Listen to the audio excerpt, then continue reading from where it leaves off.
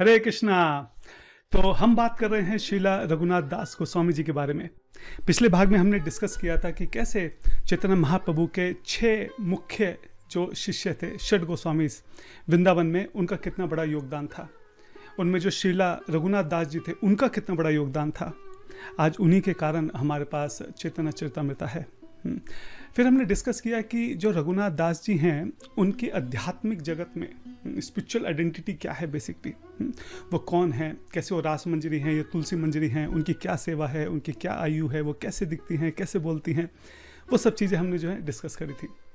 फिर हमने डिस्कस किया कि कैसे जो सारे गोस्वामीज हैं वो धरती पर अवतरित हुए थे। हमने ये भी डिस्कस किया था कि जो गोपियां हैं, जो गोपाज हैं या जो सखी हैं, वो किस तरह से अलग अलग कैटेगरी में होती हैं। तो जो गोस्वामी हैं वो कौन से कैटेगरी में हैं, कैसे सारे जो गोस्वामीज हैं वो धरती पर महाप्रभु जी के साथ जो है अवतरित हुए थे। उसमें जो रघुनाथ दास जी हैं वो वेस्ट बंगाल में सप्तग्राम में अवतरित हुए थे, एक बहुत बड़े बिजनेसमैन के घर। ठीक है, ये सब हमने डिस्कस किया, उनका बचपन डिस्कस किया। फिर हमने ये डिस्कस किया कि कैसे जब वो बड़े हुए तो वो बलराम आचार्य जी के यहाँ पे, जो उनके कुल पुरोहित थे, कुल गुरु थे, उनके पास शिक्षा ग्रहण करने के लिए जाते हैं। और शिक्षा ग्रहण करते समय वहाँ पे फिर नामाचार्य श्री हरिदास ठाकुर जी जो हैं, उनका आगमन होता है। कैसे शिला रघुनाथ दास जी को हरिदास ठाकुर जी का संग प्राप्त होता है, हाँ, कैसे उनकी कृपा मिलती है, कैसे हरिदास ठाकुर जी की सेवा करने का उनको मौका मिलता है। और फिर कैसे हरिदास ठाकुर के कृपा आशीर्वाद से जो गौर भक्ति के श्री चरणों में भक्ति का अंकुर है, वो उनके हृदय में फूट जाता है। जब रघुनाथ दास छोटे बच्चे घर से पढ़ने के लिए आए थे, वो उस वक्त भी बहुत उदासीन थे, भौतिक चीज़ों में उनकी कोई खास ज़्यादा रुचि नहीं थी। लेकिन अब हरिदास ठाकुर जी के आशीर्वाद मिलने के बाद, उनकी कृपा मिलने के बाद, अब जब वो अपने घर वापस जा रहे हैं तो अब वो पूरी तरह से गौर भक्त बन चुके हैं। अब उन्होंने बस एक ही रट लगा रखी है कि मुझे कैसे भी गौर के दर्शन करने हैं। तो इससे आगे अब क्या होता है वो इस भाग में हम लोग चर्चा करेंगे। तो चलिए शुरू करते हैं। पिछली वीडियो का लिंक मैं यहाँ ऊपर आई बटन में भी दे दूंगा और नीचे फर्स्ट कमेंट में भी दे दूंगा।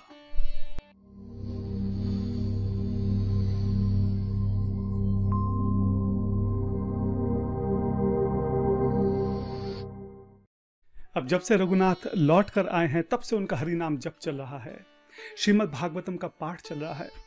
हरिदास ठाकुर जी के संग के कारण उनका हरि नाम प्रारंभ हो गया था। तो अब तो दिन भर एक ही काम है, हरि नाम करना है, भागवतम करनी है, और ये बैठ के विचार करना है कि मैं गौर से कब मिलूंगा, कब वो दिन आएगा जब उनके दर्शन होंगे, वो कैसे दिखते होंगे, उनकी आंखें कैसे होंगी।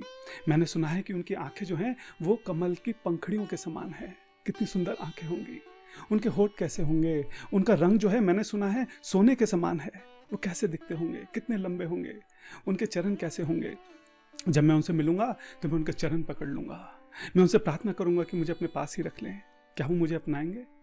नहीं नहीं, मुझे क्यों अपनाएंगे, मैं तो इतना बड़ा ये व्यापारी हूँ, मैं कोई भक्त थोड़ी ना हूँ। हाँ, मेरी क्या उपयोगिता है कि वो मुझे अपनाए? नहीं नहीं, लेकिन मैं उनसे प्रार्थना करूंगा तो शायद मुझे अपना ले। इस तरीके से दिन रात अकेले बैठ के गुमसुम महाप्रभु के बारे में विचार करते रहते थे। अच्छा, नवदीप पास में ही है, इतना भी दूर नहीं है, तो कोई ना कोई आता रहता था। जब भी कोई नवदीप से आता था तो भाग के सबसे पहले जाते थे। अब जो नवदीप से आता था उसके पास भी कुछ और बात करने के लिए नहीं है, वो भी गौर कथा ही सुनाया करता था। तो आसपास के सारे गांव वाले जो हैं वो बैठ के गौर कथा सुना करते थे। रघुनाथ जी सबसे आगे बैठ के बहुत चाव से टकटकी लगाए जो है गौर कथा सुनते थे। उसके बाद हजारों सवाल पूछते थे कि अभी गौरंगा कैसे दिखते हैं, वो कैसे नाचते हैं, वो क्या करते हैं, वो सुबह क्या करते हैं, दोपहर को क्या करते हैं, शाम को क्या करते हैं, उनके आसपास जो भक्त हैं वो कैसे हैं। हजारों हजार सवाल जो हैं रघुनाथ जी जो हैं वो गौरंग महाप्रभु के बारे में पूछा करते थे। और दिन रात बस एक ही विचार रहता था कि जब मैं बड़ा हो जाऊंगा ना तो मैं गौर से मिलने जाऊंगा, अभी मैं छोटा हूं ना, मैं जा नहीं सकता। माता पिता भी यही बार बार, माता पिता से भी जब भी बोलते थे कि मुझे गौर के दर्शन कराने ले चलो, तो माता पिता भी यही बोलते थे, अभी तुम छोटे हो, जब बड़े हो जाओगे तब चले जाना। तो इस तरीके से जीवन बीत रहा था। और तभी नवदीप से एक बहुत दुखदायी, बहुत पीड़ादायक जो है संदेश आता है। क्या संदेश आता है कि जो निमाई हैं उन्होंने कटवा जाकर केशव भारती से संन्यास ले लिया है। और संन्यास लेकर वो नवदीप नहीं बल्कि वो तो वृंदावन जा रहे हैं। और जब ये बात नवदीप वासियों को पता चलती है वो पागल हो जाते हैं। वो गौरांग महाप्रभु को ढूंढने के लिए इधर उधर भागते फिरते हैं। उनको समझ में नहीं आता है कि ये क्या हो गया, अचानक से कैसे बिजली गिरी और हमारा पूरा जीवन बर्बाद हो गया। जो सची माता हैं, उनकी अर्धांगिनी है, नवद्वीपवासी हैं, उनका रो रो कर बुरा हाल हो जाता है। पूरे गांव में त्राही त्राही मच जाती है। और जब ये खबर जो है रघुनाथ दास जी को मिलती है, वो भी रो रो कर पागल हो जाते हैं। हाँ, अब जो नवद्वीपवासी हैं वो तो महाप्रभु के साथ रहे हैं, उन्होंने तो दर्शन करे हैं, उनका संग मिला है, तो उनका विरह महसूस करना तो समझ में आता है। रघुनाथ दास जी ने तो कभी महाप्रभु को देखा भी नहीं था, उन्होंने केवल महाप्रभु के बारे में हरिदास ठाकुर से सुना था, लेकिन वो भी महाप्रभु से ऐसा ही विरह महसूस कर रहे थे जैसे नवद्वीपवासी कर रहे थे। उनको समझ में नहीं आ रहा था कि ये क्या हुआ।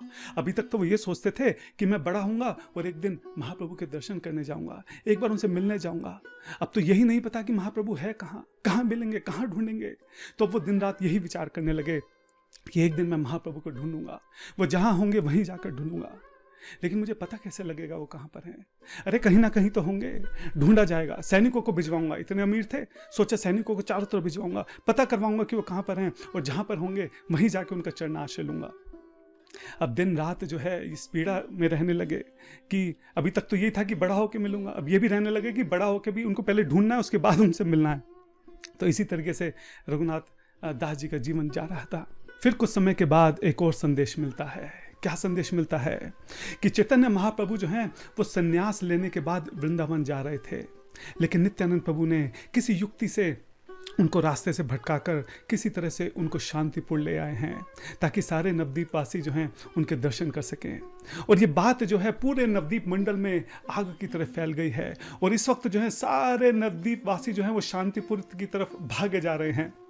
जब ये बात रघुनाथ दास जी को पता लगती है तो समझ जाते हैं कि यही मौका है। अगर ये मौका हाथ से छूट गया तो दोबारा ना जाने उनके कब और कहाँ और कैसे दर्शन होंगे। रघुनाथ दास जो हैं वो भागे भागे अपने पिताजी के पास जाते हैं, उनके पैरों में गिरकर उनसे प्रार्थना करते हैं कि पिताजी, मेरे पास यही एक मौका है गौर दर्शन का।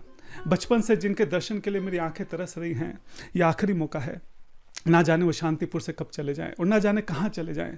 अगर वो चले गए तो फिर उनके कब दर्शन होंगे, कहाँ होंगे, कैसे होंगे। मैं कभी नवद्वीप भी नहीं जा पाया उनके दर्शन के लिए। अब नवद्वीप और शांतिपुर कोई ऐसा नहीं कि बहुत, शांतिपुर जो है वो नवद्वीप से बहुत पास में नहीं है। पहले वो नवद्वीप नहीं जा पा रहे थे क्योंकि बहुत छोटे थे, लेकिन अब शांतिपुर जाना था। पिताजी की आज्ञा के बिना नहीं जा सकते थे, राजा के पुत्र थे, तो अपने माता पिता से खूब जो है रो रो कर उनसे प्रार्थना करते हैं। तो पिताजी हैं वो भी समझ जाते हैं कि इसको रोकना बहुत मुश्किल है, रोका नहीं तो कहीं ऐसा ना हो कि अकेला ही भाग जाए। इसलिए जो पिताजी हैं वो भी अरेंज करते हैं, कुछ सैनिकों का, ब्राह्मण सेवकों के साथ जो है रघुनाथ जी को शांतिपुर जाने की आज्ञा दे देते हैं, अनुमति दे देते हैं। तब जो रघुनाथ जी हैं वो सैनिकों के साथ शांतिपुर के लिए जा रहे हैं। पूरे रास्ते बस यही सोचते जा रहे हैं कि कुछ ही देर बाद, कुछ ही समय बाद मुझे गौर के दर्शन होंगे, बहुत जल्दी मुझे गौर के दर्शन होंगे। बचपन से मैं जिनके बारे में सोचता था वो कैसे होंगे, बस अब कुछ ही समय बाद मुझे उनको देखने को मिलेगा। ये करते करते वो शांतिपुर पहुंचते हैं, और जब शांतिपुर पहुंचते हैं, अद्वैत आचार्य के घर पहुंचते हैं, तो क्या देखते हैं कि वहाँ हजारों लाखों जो नवद्वीपवासी हैं वो सारे वहाँ पे इकट्ठे हो रखे हैं। सबकी नज़रें जो हैं गौरंग महाप्रभु के एक झलक पाने के लिए तरस रही हैं। कुछ भक्त जो हैं वहाँ पे कीर्तन कर रहे हैं, कुछ गौर चर्चा कर रहे हैं। तो जो रघुनाथ दास जी हैं वो भी उसी भीड़ में जाकर खड़े हो जाते हैं, और वो भी यही आशा करने लगते हैं कि बहुत जल्दी शायद गौरांग महाप्रभु बाहर आएंगे, शायद उनके दर्शन होंगे। तभी वहाँ से भीड़ में से कोई एक व्यक्ति जो है वो उनको पहचान लेता है कि अरे तो राजा के पुत्र हैं। तो वो अंदर जाके अद्वैत आचार्य को खबर देता है कि अरे जो गोवर्धन दास जी हैं, राजा हैं, उनके पुत्र जो हैं रघुनाथ जी युवराज जो हैं वो पधारे हैं। तो जब अद्वैत आचार्य को पता लगता है तो वो भी बाहर आते हैं उनका स्वागत करने के लिए, उनसे मिलने के लिए। और जब रघुनाथ दास जी दूर से अद्वैत आचार्य को आते हुए देखते हैं तो समझ जाते हैं, क्योंकि जितने भी गौर के परिकर थे उन सब की कथा भी उन्होंने हरिदास ठाकुर से सुनी थी। अब जो अद्वैत आचार्य हैं वो तो वैसे भी इतने बूढ़े हैं, तो दूर से पहचान जाते हैं कि ये जरूर अद्वैत आचार्य होंगे, उन्हीं के घर पर तो हम आए हैं शांतिपुर में। तो जो रघुनाथ जी हैं वो भागे भागे जाते हैं, अद्वैत आचार्य के चरणों में प्रणाम करते हैं। अद्वैत आचार्य उनको उठाते हैं और फिर हाथ जोड़कर आंखों में आंसू लिए बहुत उनसे प्रार्थना करते हैं कि एक बार मुझे गौर के दर्शन करा दो। मेरी आंखें जो है उनके दर्शन के लिए तरस रही हैं, मैं बचपन से उनके ऊपर विचार कर रहा हूँ, उनके बारे में सुन रहा हूँ, एक बार मुझे गौर के दर्शन करा दो। तब अद्वैत आचार्य जी जो हैं वो उनका हाथ पकड़कर अपने साथ जो हैं अपनी भजन कुटीर में, अपनी कुटिया में अंदर ले जाने लगते हैं। अब रघुनाथ जी सोच रहे हैं कि ये वही कुटिया है जिसमें महाप्रभु विराजमान हैं, कुछ क्षण की बात है मुझे महाप्रभु के दर्शन होंगे। और ये सोचते सोचते वो कुटिया के अंदर जाने लगते हैं और देखते हैं कि पूरी कुटिया जो है गौर महाप्रभु के परिकरों के साथ, उनके भक्तों के साथ जो है भरी पड़ी है। जो उनके भक्त हैं वो महाप्रभु को देख के लोटपोट हो रहे हैं, कुछ कीर्तन कर रहे हैं, कुछ आंखों में आंसू लगे लिए टकटकी लगाए महाप्रभु को देख रहे हैं। तभी वो कुटिया के अंदर प्रवेश करते हैं और महाप्रभु के उनको प्रथम दर्शन होते हैं। वो देखते हैं कि कैसे एक स्वर्ण के पर्वत के समान, तप्त कांचन गौर के समान एक बहुत लंबा चौड़े महाप्रभु जो हैं वो बीच में विराजमान है। वो देखते हैं कैसे उनके गले में जो है तुलसी माला विराजमान है। कैसे उनकी आंखें जो हैं वो कमल के पंखड़ियों की तरह हैं। उनकी आंखों में से गंगा जमुना की तरह अश्रु जो है वो प्रवाह हो रहा है। उनकी दोनों आंखें जो हैं वो ऊपर उठी हुई हैं और उनके जो दोनों हाथ हैं, अजानु लंबिताओ भुजाओ, दोनों हाथ ऊपर करके वो हरि बोल हरि बोल हरि बोल कर रहे हैं। रघुनाथ ने देखा कि कैसे जो उनका मस्तक है वो मुंडक हो चुका है। उन्होंने सुना था कि महाप्रभु के बहुत बड़े बड़े बाल थे, लेकिन उनके वो कभी दर्शन नहीं कर पाए। और यहाँ महाप्रभु के संन्यास रूप में जो है रघुनाथ दास जी को दर्शन हो रहे थे। दर्शन करते करते उनकी आंखों से आंसू बहने लगते हैं, पूरे शरीर में आनंद की लहर दौड़ जाती है, उनका रोम रोम खड़े हो जाता है और वो वहीं पे घुटनों के बल बैठ के हाथ जोड़ के महाप्रभु की तरफ टकटकी लगाए आंसू बहाए देख रहे होते हैं और देखते देखते वहीं पे मूर्छित हो जाते हैं। कुछ देर बाद उनको होश आता है और फिर से महाप्रभु की तरफ टकटकी लगा के दर्शन करने लगते हैं। सभी भक्त वहाँ पे हरि बोल बोल रहे थे, कीर्तन कर रहे थे और उन सब के बीच में बैठ के रघुनाथ दास भी आज जो है चैतन्य महाप्रभु की, गौरांग महाप्रभु की जो रूप माधुरी है उसका पान कर रहे थे। जिनके नाम के विषय में इतना सुना था, जिनकी लीला के विषय में इतना सुना था, आज पहली बार साक्षात सामने सामने उनके दर्शन हो रहे थे। गौर सुंदर को देखते देखते, टकटकी लगाए देखते, उनके रूप माधुरी का पान करते करते कितने घंटे बीत गए पता ही नहीं लगा। चारों तरफ भक्त जो हैं गौर सुंदर कर कर बोल रहे थे। तभी गौरांग महाप्रभु जो हैं वो अपनी समाधि से बाहर आते हैं। समाधि से बाहर आकर आंखों में आंसू लिए वो चारों तरफ दृष्टि दौड़ाते हैं और एक एक भक्त की तरफ दृष्टि डालते हैं। जिस भक्त के ऊपर भी उनकी दृष्टि पड़ती है वो मानो अधीर होकर मूर्छित होने की अवस्था में था। और इस तरीके से दृष्टि धीरे धीरे उनकी रघुनाथ दास जी पर जाती है और यहाँ पहली बार वो रघुनाथ दास जी की तरफ देखते हैं। और उस वक्त अद्वैत आचार्य जी जो हैं वो पीछे से महाप्रभु को बताते हैं कि जो यहाँ के राजा गोवर्धन दास जी हैं उनके पुत्र रघुनाथ जी हैं। महाप्रभु मुस्कुराते हैं।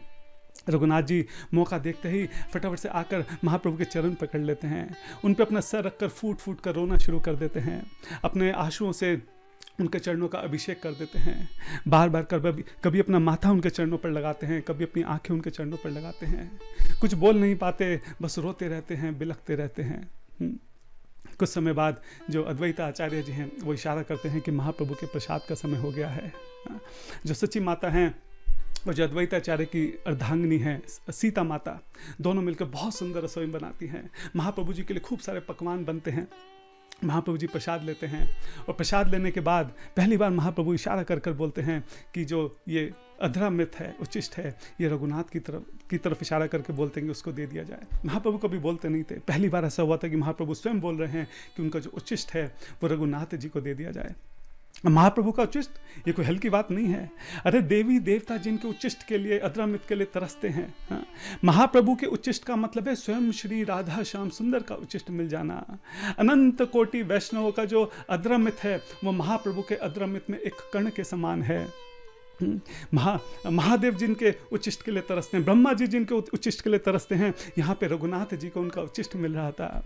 रघुनाथ जी की खुशी का ठिकाना नहीं रहा, उनको अपने जीवन का आधार मिल गया। जिस चीज़ के लिए वो बचपन से तड़प रहे थे, आज जिस चीज़ में वो बचपन से पागल थे, आज वो खुशी से पागल हुए जा रहे हैं। उसके बाद महाप्रभु का कीर्तन होता है, कथा होती है। अच्छा, घर पे बोल के आए थे कि एक दिन के लिए जा रहा हूँ, एक दिन में वापस आ जाऊँगा, और यहाँ अब तो भूल ही गए। कोई मतलब नहीं, पता नहीं कहाँ से आए, कब आए, क्यों आए, कितने दिन के लिए आए, कोई अता पता नहीं, मैं किस घर से हूँ उसकी पूरी स्मृति चली जाती है रघुनाथ दास जी की। अब तो जो महाप्रभु हैं वही उनकी दुनिया थी। 24 घंटे जो है महाप्रभु का संग मिल रहा था, महाप्रभु जी का उच्चिष्ट मिल रहा था, उनका चरणामृत मिल रहा था, महाप्रभु जी के साथ कीर्तन हो रहा था, डांस हो रहा था, नाच हो रहा था, नृत्य हो रहा था, कथा हो रही थी। और देखते देखते ऐसे करते करते जो है 10 दिन बीत जाते हैं। 10 दिन बीतने के बाद महाप्रभु जो है कहते हैं कि अब मुझे जाना होगा, अब मुझे यहाँ से जगन्नाथपुरी जाना होगा। और अचानक से फिर से सबके ऊपर जो है बिजली की तरह ये जो महाप्रभु की बात है उनके सर पे आके गिरती है। लोग जो हैं वहाँ के जो वासी हैं वो सहन नहीं कर पाते कि महाप्रभु फिर से छोड़कर उनको चले जाएंगे। फिर से वही रोना तड़पना शुरू हो जाता है। महाप्रभु जगन्नाथपुरी की तरफ बढ़ते हैं तो सारे नवद्वीप वासी जो हैं उनके पीछे भागना शुरू कर देते हैं। रघुनाथ दास जी भी उनके पीछे पीछे भागे जा रहे हैं। तब महाप्रभु जो है इशारा करके उन सबको रोक देते हैं। महाप्रभु का इशारा पाकर रुक जाते हैं। कुछ लोग, कुछ वासी जो हैं मूर्छित होकर ज़मीन पर गिर जाते हैं, कुछ गंगा में कूदने लगते हैं, कुछ को समझ नहीं आता कि वो क्या करेंगे। उनका जीवन जीने का कोई मकसद ही नहीं रहा। महाप्रभु के दर्शन के अलावा जीवन में कुछ काम नहीं था। रघुनाथ दास जी को भी समझ में नहीं आता वो क्या करें। रोते तड़पते रहते हैं और विचार करते हैं कि ऐसा जीवन जीने से अच्छा है कि मैं भी गंगा में छलांग मारकर जो है जीवन को त्याग देता हूँ। महाप्रभु के बिना अब रह नहीं पाऊंगा। हाँ, तो साथ में जो उनके ब्राह्मण आए थे, जो सैनिक आए थे, वो रघुनाथ दास जी को समझाते हैं कि अगर आपको कुछ हो गया तो आपके माता पिता का क्या होगा। हाँ, आप विचार करके देखिए कि आपके माता पिता जो हैं वो आपसे इतना प्रेम करते हैं, वो भी रो रो कर तड़प तड़प कर मर जाएंगे। और अगर ये जीवन रहा तो एक उम्मीद रहेगी कि महाप्रभु के दर्शन फिर कभी दोबारा होंगे। ये जीवन ही नहीं रहा तो महाप्रभु जी के दर्शन कैसे होंगे। छोटे से रघुनाथ जी को जो सैनिक हैं, जो ब्राह्मण हैं, वो समझा बुझाकर किसी तरह से घर मना लेते हैं और घर वापस लेकर आते हैं। अब रघुनाथ घर पहुंचते हैं तो माँ बाप जो है उनकी हालत देखकर आश्चर्यचकित हो जाते हैं, हैरान रह जाते हैं। रो रो कर रघुनाथ जी की आंखें सूज चुकी थी। उनके अंदर इतनी प्राण शक्ति नहीं बची थी कि वो अपने दोनों पैरों पर खड़े हो सके। किसी तरह सैनिकों के कंधों पर हाथ रखकर किसी तरह से रघुनाथ जी जो है वो अंदर की तरफ आते हैं, लेकिन घर में आने से मना कर देते हैं। वो कहते हैं कि अब ये सब भोग विलास, ऐश्वर्य, सुख सुविधाएं, ये सब मुझे काटने को दौड़ती हैं। मैं इन सब के साथ नहीं रह सकता। और घर आने से मना कर कर बोलते हैं कि घर के बाहर यहीं दुर्गा मंडप में मेरी व्यवस्था कर दो, मैं यहीं रहूँगा। माता पिता को बड़ा आश्चर्य होता है कि ऐसा क्या हो गया। हाँ, 10 दिन में ऐसा क्या हो गया कि बच्चे ने घर तक में आने से मना कर दिया। खैर, उस वक्त रघुनाथ जी की हालत बहुत ख़राब थी, तो पिताजी जो हैं ज़्यादा ज़बरदस्त नहीं करते हैं और वहीं पे उनका रहने का जो है थोड़ा अरेंजमेंट कर देते हैं।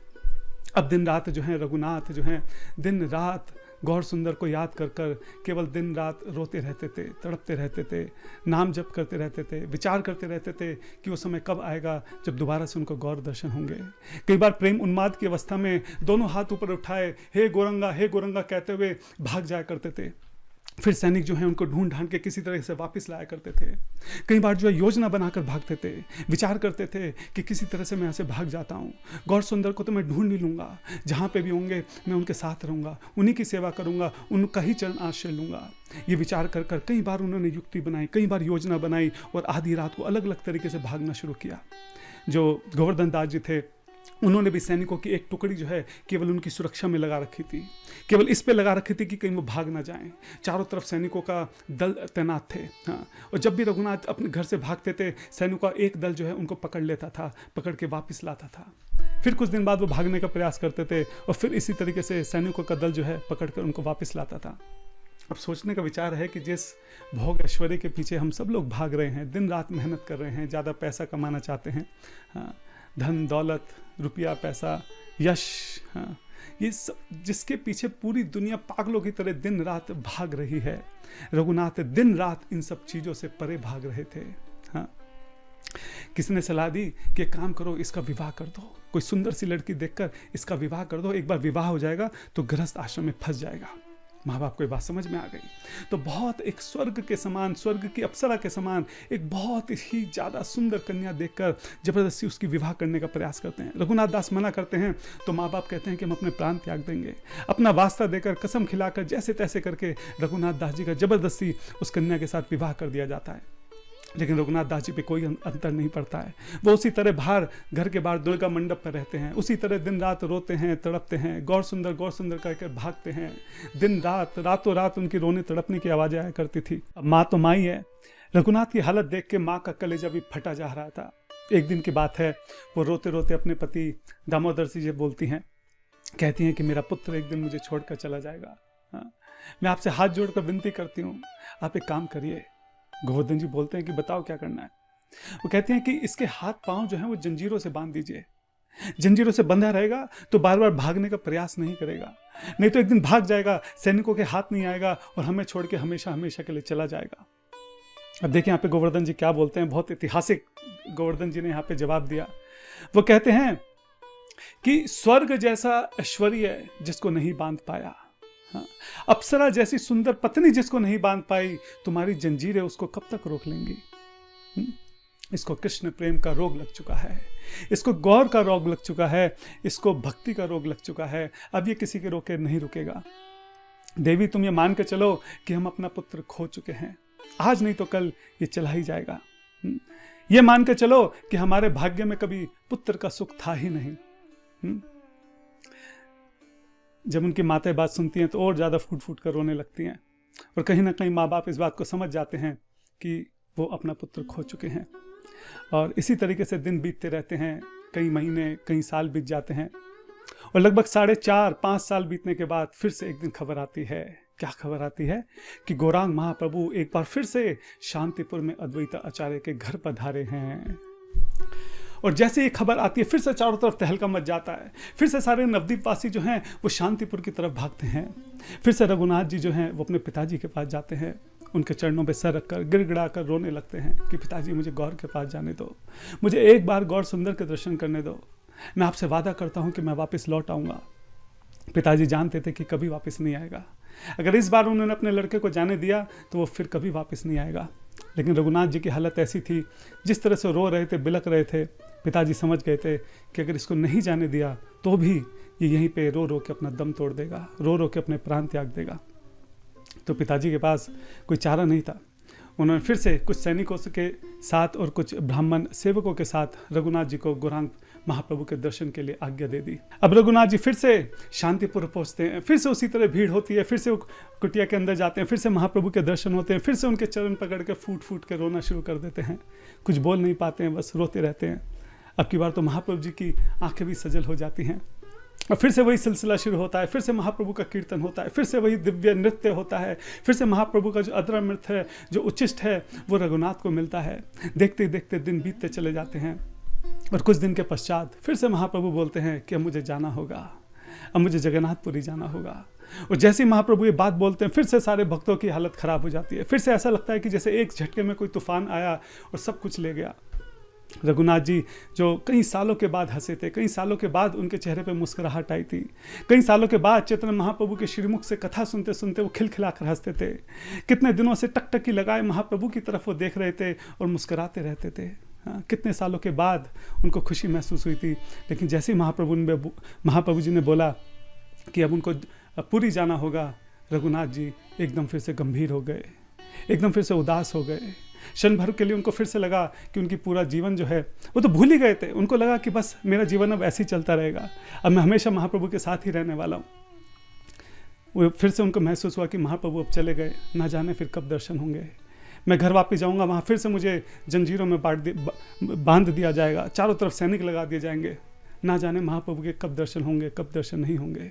ये आखिरी मौका है, अभी किसी तरह से महाप्रभु जी मुझे अपने साथ ही ले जाएं, मुझे यहाँ छोड़ के ना जाएं। ये सोचकर वो महाप्रभु जी के चरणों में गिरकर फूट फूट कर रोने लगे।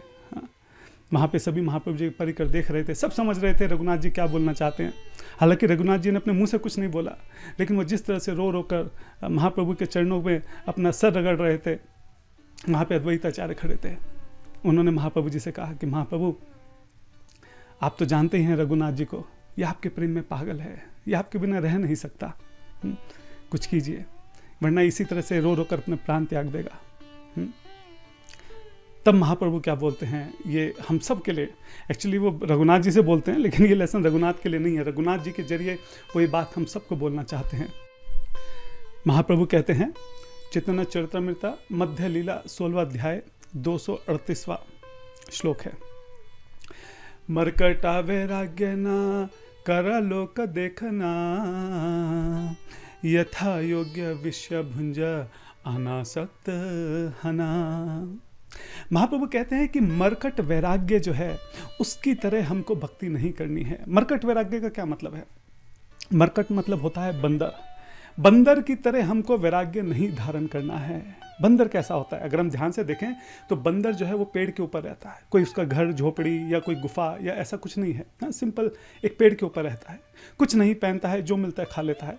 तो एक दृष्टि से देखा जाए तो बड़ा वैरागी है, ना कुछ पहनने को है, ना खाने को है, ना रहने को है, जो मिला खा लिया, जहाँ मिला रह लिया। हाँ, लेकिन अगर हम बंदर का मन देखें कैसा है, हमेशा विचलित रहता है, हमेशा कुछ ना कुछ पर जो बंदर है बंदरिया के पीछे भागता रहता है, बंदरिया जो है बंदर के पीछे भागती रहती है। हर चीज़ को भोगने की जो है इच्छा मन में रहती है। आसपास चीज़ों को देख के जो मन हमेशा विचलित रहता है, हमेशा यहाँ से वहाँ से यहाँ उछलता रहता है। तो बाहरी रूप से तो वैराग्य है, लेकिन अंदर से क्या है? अंदर से जो है मन बहुत विचलित है, अंदर से विषयों को भोगने की जो लालसा है वो प्रबल है। तो महाप्रभु कहते हैं कि हमको इस तरह का वैराग्य नहीं धारण करना है। एक बार मैं फिर से बोलता हूँ, ये रघुनाथ जी के लिए नहीं है, उनका वैराग्य ऐसा नहीं था, उनका तो सच पूरा शुद्ध वैराग्य था। महाप्रभु जी रघुनाथ जी के जरिए हम सबको ये बात बोल रहे हैं, क्योंकि हम सब अपने जीवन में गलतियां करते हैं। महाप्रभु जी आगे क्या बोलते हैं? अंतरे निष्ठा करा भयलोक व्यवहारा, अचिरात कृष्ण तो माया करीबे उद्धारा। महाप्रभु बोलते हैं अंतरे निष्ठा करा बाह्य करा व्यवहारा, लोक व्यवहारा। बाहर से तो तुम लोक व्यवहार करो, जैसा व्यवहार तुम्हारा होना चाहिए गृहस्थ आश्रम में या जिस आश्रम में भी है, लेकिन अंदर से जो है कृष्ण के प्रति स्मरण रहना चाहिए, अंदर से पता होना चाहिए कि हम क्या कर रहे हैं। एक्चुअली हम सब जो है अपने भक्ति के जीवन में बहुत बड़ी गलती करते हैं। क्या गलती करते हैं? गलती ये करते हैं कि हम बाहर से अपना शरीर तो कृष्ण को दे देते हैं, लेकिन जो मन है वो माया में लगा रहता है। कहने का मतलब ये कि बाहर से बैठ के चैंटिंग कर रहे हैं, लेकिन मन कहाँ घूम रहा है हम सब जानते हैं। बाहर से मंदिर आते हैं, बाहर से सेवा करते हैं, बाहर से सारी चीज़ें चलती हैं, बाहर से ऐसा लगता है कि हाँ बहुत अच्छा भक्त है, लेकिन मन के अंदर मन कितना विचलित है, मन के अंदर कितनी लालसाएं हैं, मन के अंदर कितना काम है, क्रोध है, लोभ है, वो तो हम सब जानते हैं। और होना बिल्कुल इसका उल्टा चाहिए। होना ये चाहिए कि हमारा शरीर जो है वो तो बेशक घर के कामकाज में लगा हुआ हो, अपने व्यापार में लगा हो, नौकरी में लगा हो, घर के प्रति जो जिम्मेदारियां उनमें लगा हो, देश के प्रति समाज के प्रति जो जिम्मेदारी है उसमें भी हो सकता है कि लगा हो, लेकिन जो मन है वो कृष्ण में लगा होना चाहिए। हमेशा ये लगा होना चाहिए कि कृष्ण ने मुझको जिम्मेदारी दी है, कृष्ण ने इस पति और पत्नी को मेरे पास जिम्मेदारी के साथ भेजा है, कृष्ण के प्रति मेरी सेवा है कि मैं इनके जरिए भगवान श्री कृष्ण की सेवा करूँ। ये जो बच्चे हैं कृष्ण ने मेरे ऊपर जिम्मेदारी दी है कि मैं इनका पालन पोषण करूं। मैं नौकरी जाता हूं ताकि नौकरी से जो भी धन की व्यवस्था हो उससे इस परिवार का पालन हो सके, ताकि इसके जरिए कृष्ण की सेवा हो सके। तो जो मन है, मन में कृष्ण करने हैं, और जो शरीर है ये अपने घर परिवार समाज और भगवान की सेवा में लगाना है। लेकिन हम इसके लिए बिल्कुल उल्टा करते हैं। शरीर तो सेवा में भगवान के लगा देते हैं, लेकिन जो मन है वो घर गृहस्थी में, समाज में और व्यापार में उलझा रहता है। परम पूज्य राधानाथ स्वामी महाराज हैं, उनकी बहुत अच्छी किताब है द जर्नी होम। उसमें वो अपना ट्रैवल बताते हैं कि कैसे वो यूरोप से चले और करते करते कैसे वो इंडिया पहुँचे, इंडिया पहुँचने के बाद कैसे वो हिमालय में रहे और हिमालय में कुछ समय वहाँ गुफाओं में रहे। तो वहाँ वो कई बड़े बड़े योगियों से मिले। तो एक बार की बात है कि जो एक योगी है समहाउ उसका धीरे धीरे जो है चारों तरफ यश फैल रहा था, लोग उसको जानने लग रहे थे, दूर दूर से लोग उनको उसके मिलने आते थे। कई बार जो न्यूज़ वाले हैं वो भी, रिपोर्टर भी उससे मिलने आया करते थे। तो ये देखकर एक दूसरा जो योगी वहाँ पर था उसको बहुत ईर्ष्या होने लगी। उसको लगने लगा कि मैं भी तो योगी हूँ, इसी के पास सब क्यों आ रहे हैं, हाँ मेरे पास कोई क्यों नहीं आता। हाँ मैंने भी तो इतनी साधना की है, जो भी सिद्धियाँ इसके पास हैं वो मेरे पास भी हैं, तो इसी के पास क्यों आ रहे हैं, मेरे पास क्यों नहीं आता। और धीरे धीरे धीरे धीरे ये जो ईर्ष्या का स्तर है ये इतना ज़्यादा बढ़ जाता है, इतना ज़्यादा बढ़ जाता है कि एक दिन जो ये योगी है वो उस दूसरे योगी की हत्या तक कर देता है। अब आप सोच के देखिए कि एक योगी जो अपना पूरा घर बार, घर गृहस्थी, इस दुनिया, इस माया, इस दुनिया के सारे सुख चैन आराम छोड़कर हिमालय में जाकर वहाँ एक गुफा के अंदर बैठ गया है। बाहरी रूप से उसने इतना वैराग्य ले लिया है, सब कुछ त्याग दिया है, लेकिन आंतरिक रूप से क्या चल रहा है, एक ईर्ष्या नहीं त्याग पा रहा है। हाँ, दूसरे योगी के प्रति, दूसरे साधु के प्रति जो है मन में ईर्ष्या का भाव है। तो यही यहाँ पे महाप्रभु बता रहे हैं कि बाहर से त्याग करना आसान है, अंदर से त्याग करना कठिन है। अंदर से त्याग करना होगा। हम सबको देखना होगा कि हमारे अंदर से कितना वैराग्य है। काम, क्रोध, लोभ, मोह, इनसे हमको वैराग्य लेना होगा, इन चीज़ों से हमको पीछा छुड़ाना होगा। आज भी जब हम किसी पर स्त्री को देखते हैं या पर पुरुष को देखते हैं, हाँ, तो पर स्त्री को देखते हुए क्या आज भी हमारे मन में काम वासना आती है, या हमारे मन में ये भाव आता है कि मेरे माँ का स्वरूप है, ये राधा रानी का स्वरूप है? क्या वो भाव हमारे अंदर आते हैं? ये प्रश्न हमको अपने आप से पूछना होगा। इससे पता चलेगा कि हमारे अंदर कितना वैराग्य है। क्या आज भी अगर हमें कोई अपनी मनपसंद वस्तु नहीं मिलती है या हमारे मन मुताबिक कोई काम नहीं होता है तो क्या हमको क्रोध आता है? कितना क्रोध आता है। इस बात से पता चलेगा कि हमारे अंदर कितना वैराग्य है। कि आज भी लोभ है मुझे दुनिया भर की वस्तुओं को पाने का, भोगने का। इससे पता चलेगा कि हमारे मन में कितना वैराग्य है। और ये दिखाने का विषय नहीं है। बहुत कई बार ऐसा होता है कि भक्त जो है वो दिखाने का प्रयास करते हैं बाहरी रूप से कि वो बहुत वैरागी हैं। हम तो ना अच्छा खाते हैं, ना अच्छा पहनते हैं, हम तो देखो कैसे छोटे से घर में या इस तरीके से रहते हैं। अच्छी बात है अगर किसी के मन में सच में ऐसा है, लेकिन कई बार हम जो है बहुत मिथ्याचारी रूप से इन चीज़ों का प्रदर्शन करते हैं। और कृष्ण को मिथ्याचारी लोग पसंद नहीं है। तीसरे अध्याय में बोलते हैं कृष्ण, चिढ़ है भगवान को ये जो कपट वाला भाव है ना हमारे अंदर, कि जैसे हम नहीं है वैसे दुनिया को दिखाना, ये कृष्ण को पसंद नहीं है। एक बार को अगर हम अच्छे नहीं है ना तो कृष्ण को चल जाएगा। हम परफेक्ट डिवोटी नहीं है तो चल जाएगा, परफेक्ट होना जरूरी नहीं है अगर हम सिंसियरली आगे बढ़ने का प्रयास कर रहे हैं। लेकिन जो कपट वाला भाव है, अपने आप को जैसे हम हैं उससे ज़्यादा अच्छा दुनिया को दिखाना, क्यों? क्योंकि यश पाने की इच्छा है। ये इच्छा है कि सामने वाला भक्त समझे कि देखो मैं कितना अच्छा भक्त हूँ, मैं कितना विनम्र हूँ, मैं कितना वैरागी हूँ। ये जो भाव मन में है ये कृष्ण को पसंद नहीं है। ये जो मिथ्याचार है ये कृष्ण को पसंद नहीं है। वही यहाँ पे महाप्रभु जो हैं वो हमको बता रहे हैं। तो ज़्यादा वस्तु का होना प्रॉब्लम नहीं है। अब जो प्रभुपाद जी थे, अगर उनको कोई दान देता था तो प्रभुपाद जी मना थोड़ा ना करते थे। वो तो बहुत खुशी से लेते थे, मांग मांग कर लिया करते थे। लेकिन किसके लिए दान ले रहे थे? वो अपने लिए नहीं ले रहे थे। जो भी दान में मिलता था वो सब कृष्ण की सेवा में लगा देते थे। और मिलने से पहले तो जो खुद उनके पास था उन्होंने वो सब कृष्ण की सेवा में लगा दिया। यहाँ तक कि खुद भी अपने आप को इस यज्ञ में, इस प्रचार रूपी यज्ञ में अपने आप को भी पूरी तरह से उसमें झोंक दिया। कुछ नहीं छोड़ा, लुट जाऊंगा लुटा दूंगा। भक्त का तो ऐसा भाव होता है। और श्रील प्रभुपाद जी ने अपने आचरण से हमको एक करके दिखाया है। तो जब तक हमारे मन में किसी भी चीज को पाने के प्रति इच्छा रहेगी, समाज को, इस दुनिया को, इस विषयों को, माया को, जब तक इनको भोगने की इच्छा रहेगी तब तक हम वैरागी नहीं बन सकते। एक बड़ा अच्छा उदाहरण याद आ रहा है, मैंने कथा के दौरान सुना था कि कृष्ण को कभी भी खंडित वस्तु नहीं चढ़ाई जाती। कभी भी ऐसा नहीं कि रोटी का टुकड़ा तोड़ के बची हुई रोटी कृष्ण को चढ़ा दी या आधा अधूरा फूल कृष्ण को चढ़ा दिया। ऐसा नहीं होता। कृष्ण को हर एक चीज जो है वो पूरी अवस्था में चढ़ाई जाती है, खंडित अवस्था में नहीं चढ़ाई जाती। तो जब तक हमारा मन खंडित है, जब तक इस खंडित मन में काम वासनाएं भरी पड़ी हैं, भोगने की लालसाएं भरी पड़ी हैं, ये मन भी हम कृष्ण को नहीं लगा पाएंगे। ये खंडित मन कृष्ण को नहीं लगा पाएंगे। मन तो कृष्ण को हमें अपना पूरा ही लगाना होगा। इस बात पे हमको विचार करना होगा। तो महाप्रभु जब ये सारी बात रघुनाथ जी को बोलते हैं, रघुनाथ जी समझ जाते हैं कि महाप्रभु मुझे अपने साथ नहीं ले जाने वाले हैं, महाप्रभु जी की कृपा मेरे ऊपर नहीं होने वाली है। वो बहुत फूट फूट कर महाप्रभु के चरण पकड़ कर रोना शुरू कर देते हैं, बहुत बिलक बिलक कर रोना शुरू कर देते हैं। उनसे विरह सहन नहीं हो रहा होता है। रघुनाथ जी को लगता है कि मेरे प्राण यहीं छूटने वाले हैं। जब महाप्रभु रघुनाथ जी की ऐसी हालत को देखते हैं तो वो रघुनाथ जी को समझाते हैं कि रघुनाथ इतना व्याकुल मत हो। एक दिन आएगा जब तुम मेरे पास लौट आओगे। अभी तो मैं वृंदावन जा रहा हूँ, जब मैं वृंदावन से लौट कर नीलाचल जाऊंगा, कुछ ना कुछ ऐसी परिस्थिति बनेगी, भगवान की तुम्हारे पर ऐसी कुछ कृपा होगी कि तुम सारे बंधन तोड़ के सब कुछ त्याग कर तुम मेरे पास चले आओगे। और जब तक ऐसा नहीं होता तब तक तुम घर लौट जाओ और घर लौटकर एक संसारिक व्यक्ति की तरह व्यवहार करो।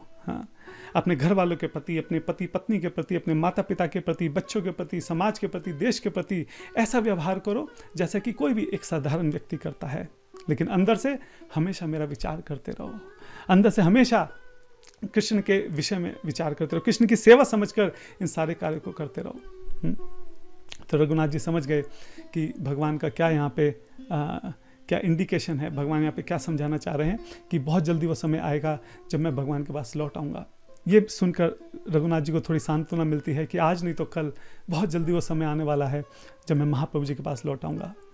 और ये कह के महाप्रभु जो हैं बहुत तेज़ी से वहाँ से निकल जाते हैं और रघुनाथ जी जो हैं वो भी अपने घर वापस लौट आते हैं। रघुनाथ घर लौट कर आते हैं और विचार करने लगते हैं कि ये गलती हो कहाँ रही है, मुझे क्यों महाप्रभु की जो है कृपा नहीं मिल रही है।